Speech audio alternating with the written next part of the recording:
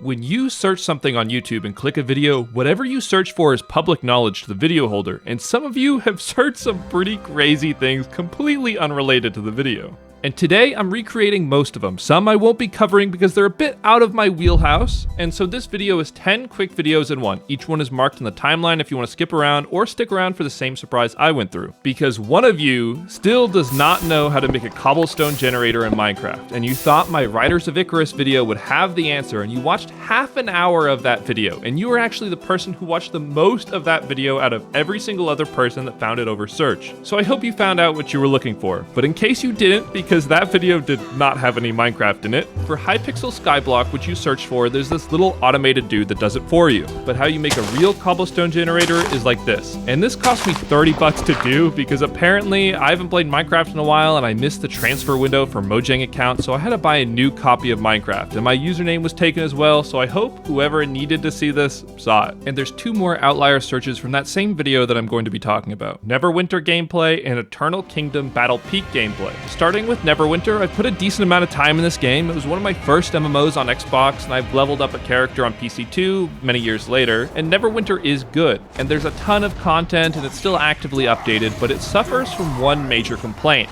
It's not necessarily pay to win, since you can technically earn all the power you need over time, but that currency is pretty heavily time gated because typically you earn rough astral diamonds and then take time to refine them into the spendable astral diamond currency, and you can only refine 100,000 a day. And if you wanted to buy a singular legendary enchantment and not try your hand on the RNG upgrade system, it would cost you roughly 1 million astral diamonds. And there's 13 different enchantment slots, all that give gear score, and there's a ton of different things that give you power as well, like mounts. And if you're the typical MMO player and you want the best in slot gear, it will easily take you more than a year of constantly having 100,000 to refine a day, assuming you don't get lucky, which you certainly could, or to break out your wallet, because you can easily boost a 50k gear score for just 50 bucks, which is a higher gear score than my gear score after 100 hours of being free to play. As well as you can buy companions that allow you to drop more currency or just straight up buy quest completion instead of actually playing the game, and many more ways such as loot boxes that could just give you a bump in power. But your gear score directly influences what worlds you can even access, and there's whole worlds you won't even be able to see unless you really grind or put money in, because it's not like other MMOs where you can just access everything in those level scaling. And even if you drop that 50 bucks for 50k power, you'll still have a lot of worlds locked, and the power creep is real. Each update pushes the gear score higher. However, the MMO is good, especially if you like Dungeons & Dragons, and you can get some drops to sell as well to potentially speed up your grind, but it's pretty simple as far as MMOs go, and even when I was a kid on my Xbox, I could pretty well understand it. It's just that the glory days for this game seem to be getting further and further away, and I mean, one big update could certainly change that. It's just a matter of if it would ever actually happen. And next, for Eternal Kingdom Battle Peak. I've never actually heard of this game, and whoever looked it up only watched 16 seconds of the video, so you might have not found what you were looking for. But it's made by the same people who made Toram and a few other MMOs, which you might have been able to tell at a glance because they're very similarly structured, and I dragged my buddy along too for this brief journey. And after claiming free login rewards that instantly gave us level 50 weapons and boosting our power score, I challenged him to a duel where he one-shot me. Oh, I one-shot. And then in the quest right after, it told us we had to download another 3 gigabytes of data to access the next area, so he got off and uninstalled the game, and never giving me a chance at revenge. But I kept going, and after finishing the download and continuing, it fast tracks you to level 50, and then it slows down, but every day it power levels you with another maxed out beginner gear piece. For example, weapons were day 1, and there's a hat day 2, and it continues on to give you a full set, and obviously there's better gear in the end game, and this is just a beginner set, but it absolutely trivializes the early game. And after you hit level 50, you unlock some more content like dungeons, but I couldn't really find anyone in matchmaking, so I went in solo. And it has the same problem that I noticed in the tutorial, that if you keep running in a loop, he just never hits you. He even spawns some buddies and they just run in circles as well. And you can do the same thing in the tutorial by running loops around the boss that is scripted to kill you, and if you have enough time to run in circles and shoot exactly 43,330 times, please let me know what happens if you can beat the the tutorial boss. But this game is still actively updated and there's plenty of content, so if you like this mobile style or a big fan of their other titles like Torum, it might be worth checking out, especially with all the new player bonuses, but personally, it's not really for me. Moving on to the next one, in my Plants vs. Zombies and Overwatch 2 short, somebody found it by looking for Phasmophobia tarot cards. I do not know how, but in Phasmophobia, there's 7 cursed items, and each time you spawn in, there's one hidden on the map. They're typically in the same spot, and there's Ouija boards, haunted mirrors, monkey paws, and hey, tarot cards.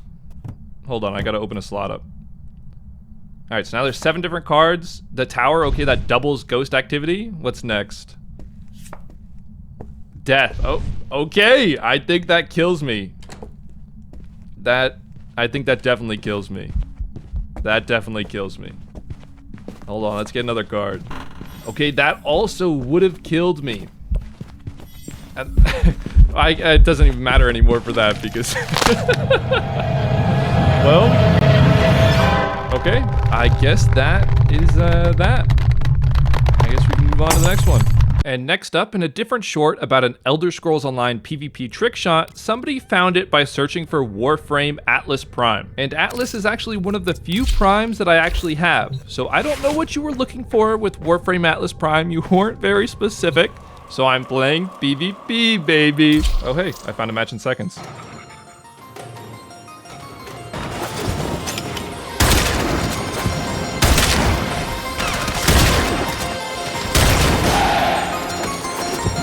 You have the most aura. All others follow behind. 30 seconds remain. You have the most aura.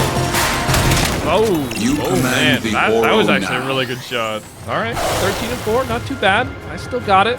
I need to play this game more, man. I enjoyed that. But since the last one's original content was supposed to be Elder Scrolls Online, it's time to get back to some other MMOs. Because since in my unknown MMO video, people found it by looking up Bless Unleashed and Warborne Above Ashes, both games I did not cover in the original video. And Bless is an interesting one. I don't even know how many times I've seen this game shut down with Bless Online, Bless Global, or any of the other versions, and even the one I'm playing right now, Bless Unleashed, shut down. And then somebody else bought the IP rights and brought it back. So Bless has been through a lot, but it's still playable in 2026. And it uses easy anti-cheat. And I've been having an issue with this for a while, not because of anything on my PC, but because it never uninstalls when you uninstall a game and you have to manually remove it. And I download a lot of games for videos or just otherwise, and then a lot of them use easy anti-cheat. And so I've had this problem with Arc Raiders, for example, saying I have too many instances of it open because it never gets removed. So I haven't been able to play Arc Raiders in a while, and I've just kind of given up on this issue. But now, after playing Bless for this video, it's actually giving me an error code, which Arc Raiders and many others just have not been giving me. And after some trial and error, how you fix this is you actually need to remove the SYS file, but you can't do that because it's always running and it's hidden in Task Manager. But if you close this weird crash file in Task Manager, sometimes it will let you delete it, otherwise you need to restart or boot in safe mode, and it will let you remove the SYS file. And at this time, you could also remove the whole anti-cheat if you wanted to, but just by removing the SYS file and then rebooting Bless or a different game that uses easy anti-cheat, it will reinstall the SYS file properly without all the bloat from the years of all the other games, which let me play Bless and all the other games that have an easy anti-cheat issue. So I really wish I knew this earlier, but I mean, thank you, Bless, I guess. But back to the main point, Bless Unleashed. Now, I don't have anything overly bad to say about Bless. It's a bit clunky compared to other MMOs and the original, but Bless Unleashed also released for console, and so its controls and pacing feel typical to a console MMO. And of course, it has a cash shop, and funny enough, it seems like you can still get the Founders Pack from 2021, along with various other things like XP boosts or cosmetics. But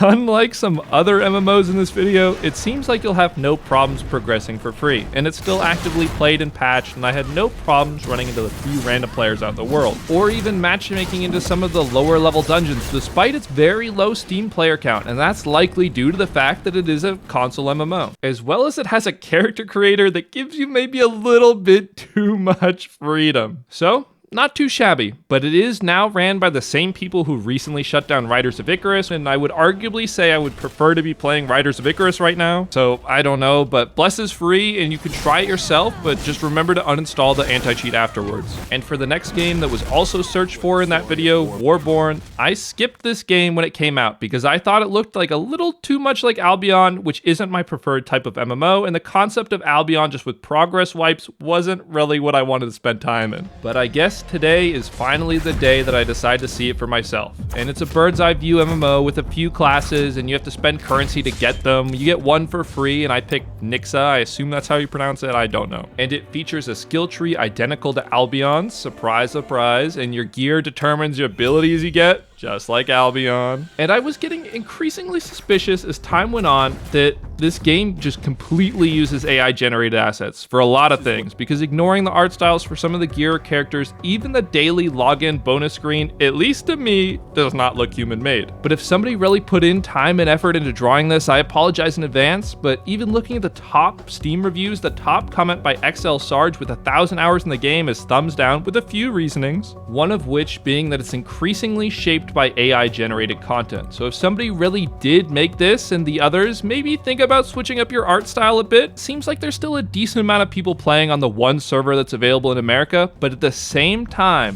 when I was fighting in this outpost, a random hostile player popped up out of nowhere and started auto-attacking me and moving like a bot. So I tried to view his profile and add him as a friend, and that account does not exist. So maybe they've just completely copped out and are trying to give an illusion of populated servers and like AI generating all these assets, but who knows really. I, for one, had a pretty bad new player experience, and I'm happy I didn't sink a ton of time into Warborne in the past when it came out. Maybe the end game is better. I'll let some other content creator answer that question. But now, let's talk about something that's actually good. Titanfall 2. There was multiple videos that I made where people searched for Titanfall 2 content and found my non-Titanfall 2 content. One of which was my Helldivers video. In the sea of Helldivers 2 searches, 5 people searched for Titanfall 2 in 2025. It's 2026 now, and despite so many older games shutting down, Titanfall 2 is still playable, and I doubt it's going anywhere since you can still find matches in seconds. It might no longer be updated, but it's still a great community. And if you have issues logging in like I did initially and it says you can't connect online, it's likely due to the fact that you have a new gen computer and it doesn't support it. But there's like a 5-second fix. You just change one line in your files and you should be able to log in no problem and never have to worry about it again. And I'll attach that guide in the description. But gameplay is still good all these years later, so maybe I'll see you online sometime. And next up is something a little bit different, because in one of my most recent videos about rail shooters, somebody looked up the Night Sky engine, which I have no clue what that is. And after looking it up, it's an entire pre-made framework to make your own fighting game directly through Unreal Engine 5. And it practically just released. And Unreal Engine 5 already has some pre-mades like shooters or top-downs, but no fighting games.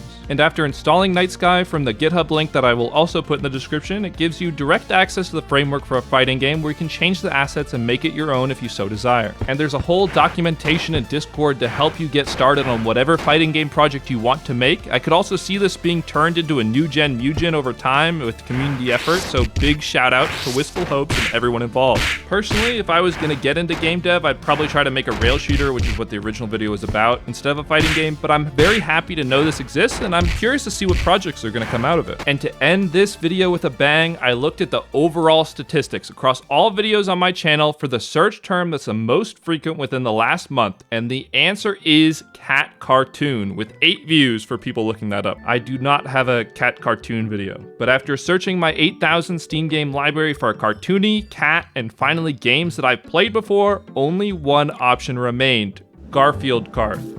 Furious Racing, not the new one. And I'm already at max S+ rank in this game from past playtime, and so I was thinking of ending this video with a speedrun, but it turns out all the strats for the records are already patched out. Like, if this rail wasn't here, you'd be sent flying into the air when you're trying to go backwards off the map, and so I took to online, and surprise, surprise, nobody's there. So I ran it with bots. Pizza Cup, 150cc, and let me tell you, I still got it. Against bots, at least. But I hope you enjoyed this video, and I hope you didn't look up something super freaky to find this video, because if I do another, you just might show up. But until next time.